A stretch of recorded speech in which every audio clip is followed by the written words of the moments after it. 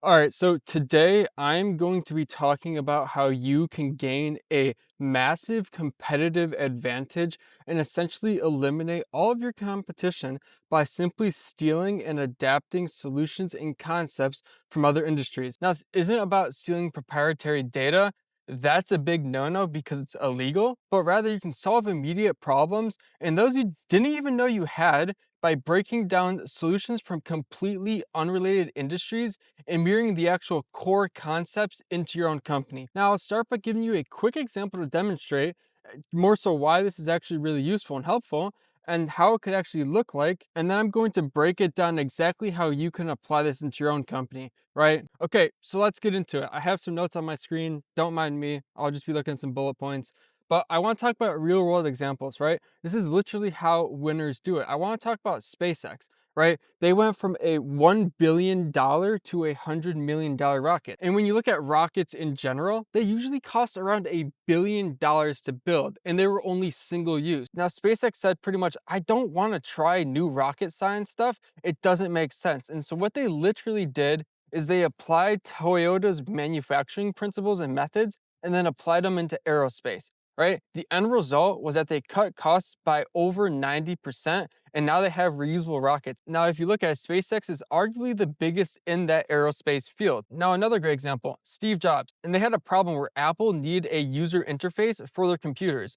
Now, what he didn't do is try and reinvent everything from scratch, including a computer mouse and a GUI from scratch. It just didn't make any sense. And so one day when he was at Xerox, he looked at their prototype, copied it, and then shipped it within 6 months. And so the result is that what took Xerox 3 years to actually push into the mass public, Steve Jobs did in 6 months. And if you look at the grand scheme of things, Apple is $1 trillion company. Who is Xerox? Nothing. And the lesson there is that speed of copying always will beat the speed of originality of thinking, right? Another example, Netflix, right? They didn't want to reinvent their pricing. They looked at blockbusters and said, hey, they charge a monthly subscription. Let's just charge monthly subscription, but make everything online, right? It just made a bunch of sense. On top of that, they looked at how casinos track their players and keep their, users in the casinos for hours and hours and hours on end through behavioral patterns, right? And so what they literally did is combining the MRR with behavior patterns, they were able to make it so Netflix's users don't ever want to leave. They could stay up until 2, 3, 4, sometimes even 5 in the morning just binge watching a bunch of videos, right? Better company, they copied the psychology, not just the features, and they made Netflix into arguably one of the biggest streaming services of its time, right? Same thing with Chipotle, right? They have a $50 billion assembly line. Their problem was they wanted healthy food, but they wanted it to make it fast and customizable. So they didn't try and reinvent fast food and all this mumbo jumbo. They literally said, hey, who's doing this? Well, Subway's doing this, but let's make it Subway but for Mexican food, right? End result, worth $50 billion is a casual dining restaurant. They simply copied the assembly line of Subway and put it into a new category. Now they're worth 50 billion. One last example I want to talk about quickly, John Deere, right? It's the tractors that farmers use. Now, at the end of the day, farmers need precision agriculture technology. And so what they didn't do is spend billions and billions of dollars trying to invent their own navigation system. They said, well, who does it really well? The military.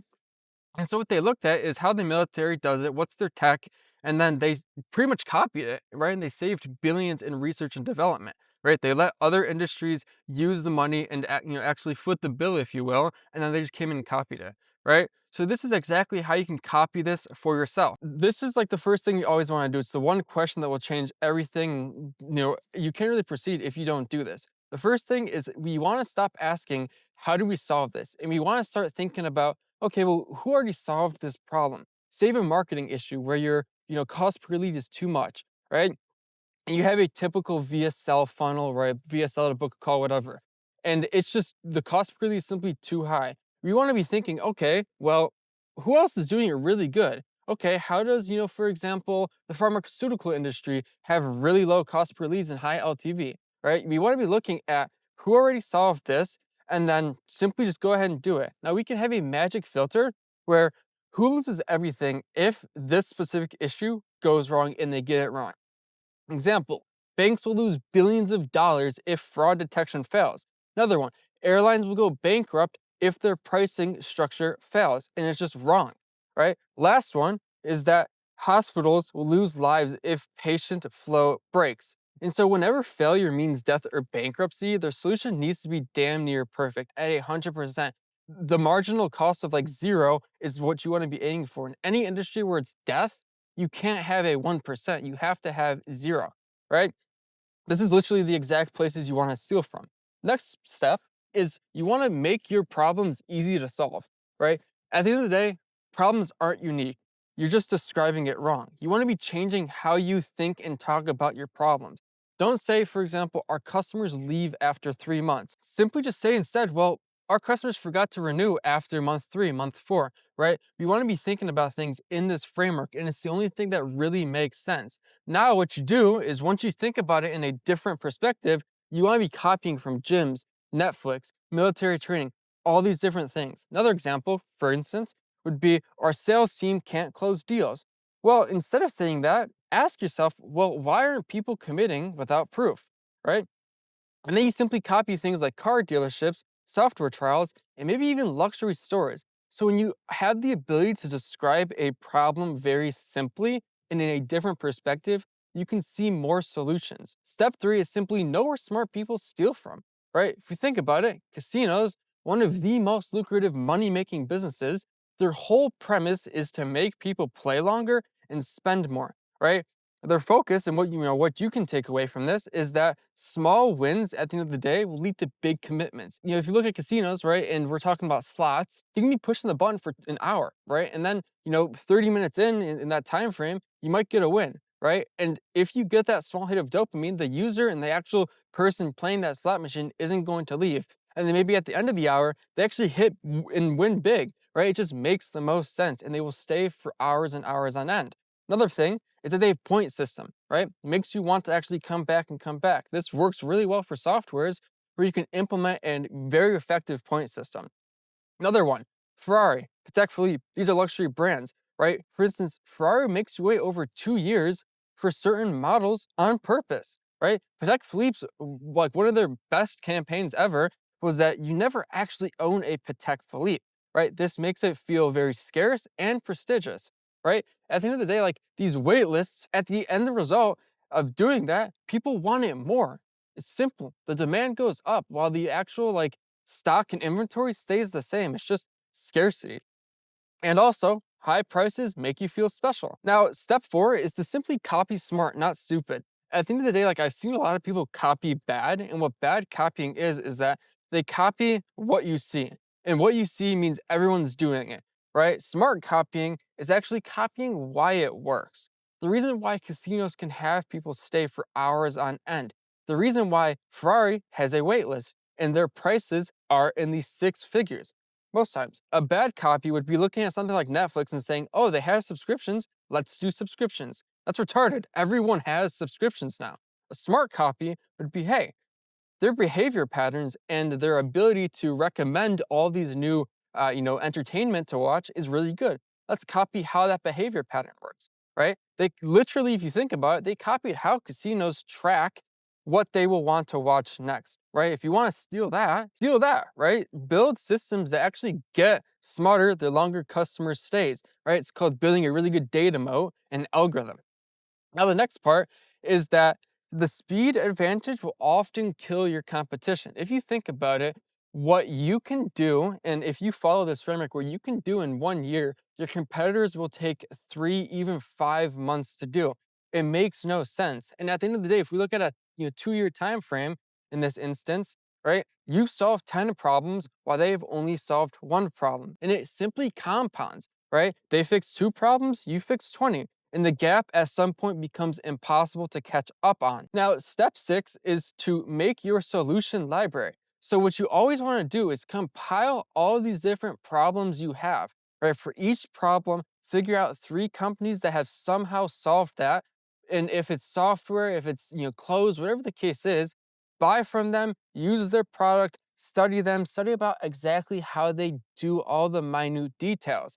You want to document exactly what they did and how it works and why it works, right? And at a long enough time frame, you will have a massive list that at some point will become your secret weapon, because business problems always boil down to a few different things. So if you have a massive list, the end result is like you can simply just look at this list over and over and over again and say, hey, we have this problem. What's the solution? And you look at your list and you can already find the solution. And like I said, you'll have hundreds of different proven solutions ready to use while your competitors are off just thinking about new ideas, right? This becomes a permanent advantage.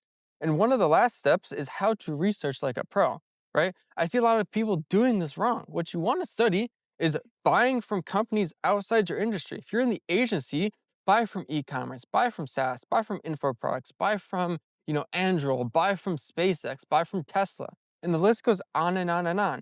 You want to go through their entire customer service and their customer experience, right? Save every email they send you, screenshot every page, and document exactly when they contact you and why. What is the purpose for that, right?